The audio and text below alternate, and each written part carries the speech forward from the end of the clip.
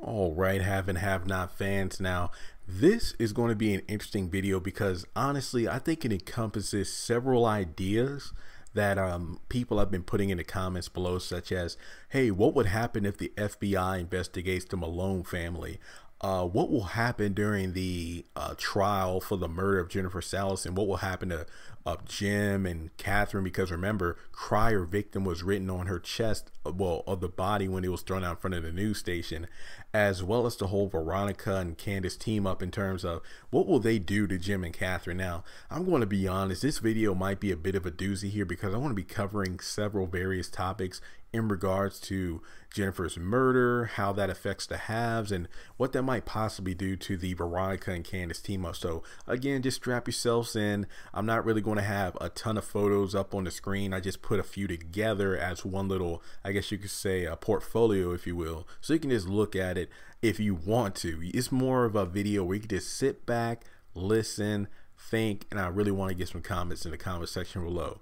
Now, kind of recapping here, we know that Veronica wanted to burn Catherine's house because of evidence. Like, when you think about how those two have been interacting with each other over the past season, you know, from the time that Jennifer was shot and killed, and when Catherine seemingly lost her mind and was attacking Veronica, you know, pointing a gun at her, chasing around the house with a knife, I believe stabbing her, and that's when David showed up after those two fought about it. And we know that those two kind of quote unquote worked together in the finale episode when they burnt down the house. Well, excuse me, that wasn't the finale, but when they burnt down the house. And what I'm thinking is something that Catherine said really resonated with me. I believe that was when Benny was arrested by the Secret Service and he needed legal assistance. And Hannah didn't want anything to do with Veronica's like, I don't want you anywhere near my boy, given the fact that she knew about the whole quote unquote affair that she was having with her son. And Catherine said that sometimes the devil you know is better than the devil you don't. So that really resonated with me in the fact that Catherine and Veronica temporarily put their differences aside just for the sake of, look, you got me into this mess. I'm not going down with you because you killed Jennifer. So let's burn down the house. And Jim is trying to, like, you know, get everybody together. Look, we got to come up with a cover story. This is on the news. This is bad. We got to do something. So what I'm thinking is during the upcoming season, we're going to have to pick up with the whole aftermath of, you know, okay, isn't it convenient that the Crier house burnt down right after Jennifer's body was shown on the news station with the word crier victim written on her chest. So what I'm thinking is, I believe Veronica and Jim had like a verbal argument outside the house when it was on fire in terms of, okay, well, yeah, you burnt down the house, but keep in mind that things like the carpet, the rugs and everything had to be destroyed, but also the fact that the body most likely has those fibers and whatnot on it, so they're most likely detect that, oh, this did come from Jen's house. So again, there are so many legal factors that go in. It feels like a major murder mystery. Now, what I mean by let's see here, looking over my notes here, what does this have to do with the Veronica and Candace team up? Now remember, those two are teaming up just to get back at David, because Veronica wants David destroyed. So does Candace financially. What I'm thinking is, remember in the trailer, Candace is all like, I want to get every single one of those sons of bitches. Her, Jim Crier, David Harrington, everybody. So what I'm thinking is Veronica will probably say, Candace, stay on your chain for now. I need the Criers and David in one piece for this trial, because once this whole Jennifer Salas thing is over with, you can bet money it's going to be like a battle royale where it's every man and woman for themselves. Remember that Veronica is prepared for David in the divorce court. So wow, there are just so many court cases that'll be coming up. I mean, when you think about it, you have the possible funeral of Quincy Jr. because Candace wants him cremated. You have the trial of Jennifer Salas's murder. Then you have the whole situation with Jeffrey being in jail for the Quincy Quincy Sr. murder. So there are just so many different big events going on here. Here's my biggest concern, and I'm pretty sure a lot of you agree with me. Due to the pacing of the show, there is no telling when this trial will take place, because remember, this new DA has it out for Veronica and Catherine when it comes to the murder of Jennifer Salas. I mean, he even tried to throw that in the hearing for the Quincy Maxwell murder, but you know, Veronica and the judge shut it down because it wasn't relevant to the case at hand. But just be aware that, remember how Jennifer came over to investigate the death of Amanda, and she's like, look, I want to put this little Lizzie thing to the side for now, but just know I will be coming for you later. And I believe it was a season or two later when she had the halves arrested, the Harringtons and the Criers, for the little Lizzie case because of Wyatt's testimony. Now, what I'm thinking now is that the new DA coming after Catherine and possibly Veronica and Jim for the Jennifer Salison murder will be I'm thinking it'll be this season, to be honest, because it just clicked that, you know, Wyatt talked about, you know, how his parents didn't like Jennifer to begin with. So with all that quote unquote evidence, I don't know if that'll be legal evidence, because remember, there was no attorney or anything in the room. It was just Wyatt talking. I even said this before, that I bet that if Veronica is, you know, defending Catherine and Jim, she'll probably say that, wait, so you went over to Wyatt Cryer's apartment or a condo, whatever he has, to talk about, you know, the Jennifer Salison situation? Did he have any legal counseling at the time? And I bet Anna will be there as well. Like, no, just his rehabilitator. And they'll probably dismiss anything Wyatt said in court due to the fact that he's a recovering substance abuser. He was literally in recovery at that time. So what I'm thinking is everything that Wyatt said might be fuel that the new DA will use in order to speed things up with the case.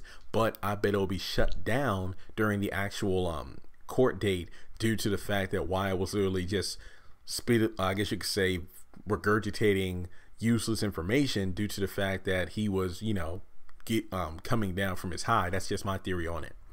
Now, another thing to discuss is the fact that the FBI most likely will be on the situation. I mean, literally, there are just so many dead people in Savannah, Georgia right now that link back to Veronica and the other halves that it wouldn't surprise me if the FBI does get involved, because they'll probably say, okay, Jim, whatever, you know, the Criers, if you didn't kill Jennifer Salison, who did? And then I feel like by some means it will go back to the Malones. Now, will Jim and David snitch?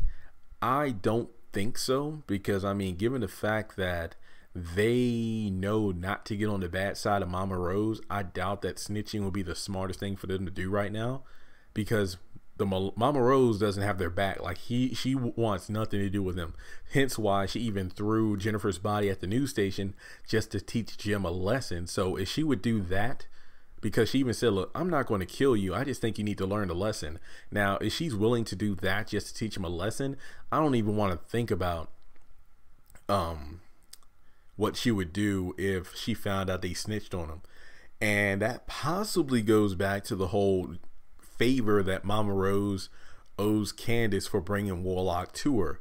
So what I'm thinking is, if the FBI does come down on the Malones, that will be interesting, because again, keep in mind, they run, I believe Mama Rose says, hey, we own the police here. So there's just no telling what would occur if the FBI swoops into Savannah, Georgia and does some digging around.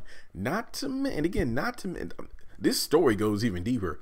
If Charles shows back up, which I'm pretty sure he will, keep in mind, Candace has the ability to persuade him with all of his power with the Secret Service and everything. So I'll just say this much.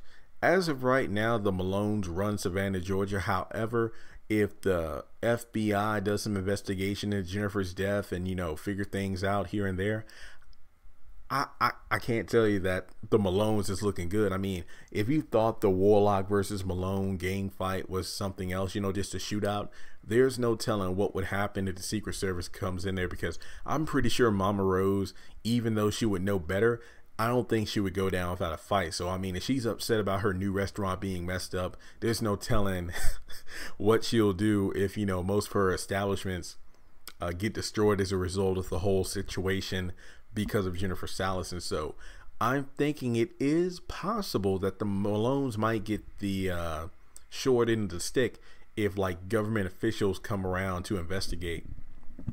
Because if you remember correctly, when it comes down to Veronica and Candace, you know, Veronica said that, hey, I don't have the connections to get the Secret Service involved. It's like, I'm powerful, I'm not that powerful. Then Candace, keep in mind, she has one favor from the Malones. She literally has the president-elect wrapped around her finger, but she doesn't even want to think about it right now. I feel like Veronica and Candace's team up might be a bit blinded because Candace is all distraught and enraged over the death of her son, while Veronica is literally just torn apart about her possible grandchild, as well as David and Jeffrey. So there's just so many things. I feel like if they put their heads together, they can possibly just take out everybody that they have, I guess you could say, animosity towards. But I feel like their team up might fizzle out due to the fact that they have their own agendas, hence why they teamed up, because the only reason Veronica wants to team up with Candace is to get back at David. That's it.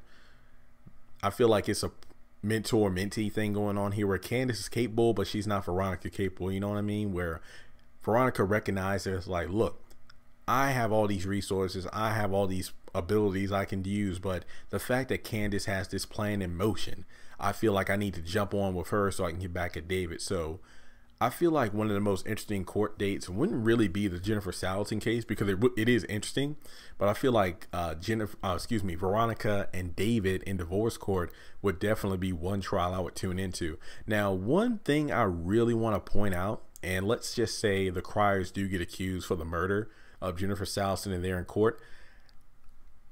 I'm just throwing it out there. What I'm thinking might be a turning point in the trial and make, you know, the likes of Catherine, Jim kind of like, you know, just step back and say, oh my God, will be, and again, this is just me thinking out loud here. Remember back when Jennifer and David were in her office and he was requesting time to see Jim, and Jennifer brought up the fact that I've been holding a private investigation over the death of Amanda Cryer because I really feel like it was a homicide, not a suicide, based off, you know, the blood splatter on the walls and everything. And she said this was something she didn't tell anybody about. Maybe like a couple other people that she's working with, but it isn't something she told Jim and Catherine. Only David knew this. What I'm thinking is, and again, remember, David never even brought this up to Jim or anybody. This is something that Jennifer told him, and that was it. It was never brought up again. What I'm thinking is that during the trial, the new DA might possibly say something along the lines of, you know what, it's a shame that, you know, Jennifer is dead. He'll probably say, like, you know, it's a shame, you know, you cries are the reason Jennifer is dead, when she went through the trouble of looking into your daughter's death because she thought it was a homicide, not a suicide, and then that'll just make everybody speechless. I feel like that would be a perfect way to end one of the episodes. I feel like that would be a great cliffhanger for either a mid-season finale, a season finale, or just a way to end the episode. So I'm just throwing that out there. What I'm thinking is maybe one of the detectives or one of Jennifer's co-workers would go up to the stand and maybe he will be the one to reveal it. Because remember, it all goes back to the fact that Veronica Harrington was the last person to call Jennifer Salatin. That was on her phone records. If I'm not mistaken, the new DA said that, you know, her phone's location was traced to your house. So I'm wondering what's going on there. So the new DA is literally on their trail and they're trying to cover the tracks, because remember, Catherine was the one to get Veronica to call Jennifer to set up the meeting at Catherine's house, and then Catherine was the one to shoot her. So what I'm thinking is, you know, that's how Veronica got involved to begin with, not to mention the whole picking up the gun and then had her fingerprints on it. So there's just no telling what will happen from here.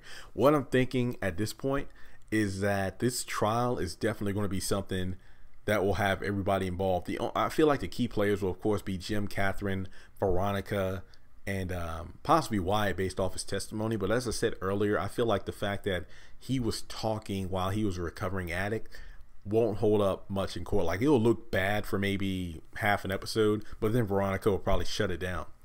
Now, when it comes to the actual trial, I mean, somebody's going to go down for this. Now, if it isn't the Cryers, then it will definitely possibly be the Malones or Jennifer, or Veronica.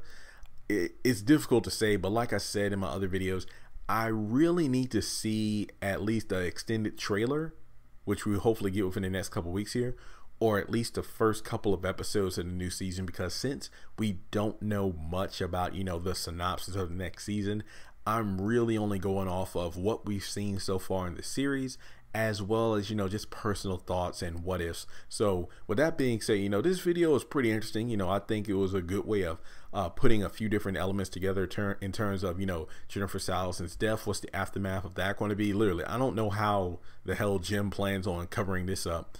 Then of course the FBI investigating the matter, as well as, you know, Veronica and Candace's team up. I feel like I'll still do a part 3 video by itself, but I just wanted to throw that in there because remember that the only reason Veronica is tolerating the criers right now is the fact that at this point she's in this mess and she wants to get out. So let me know your thoughts in the comment section below, and I'll talk to you later.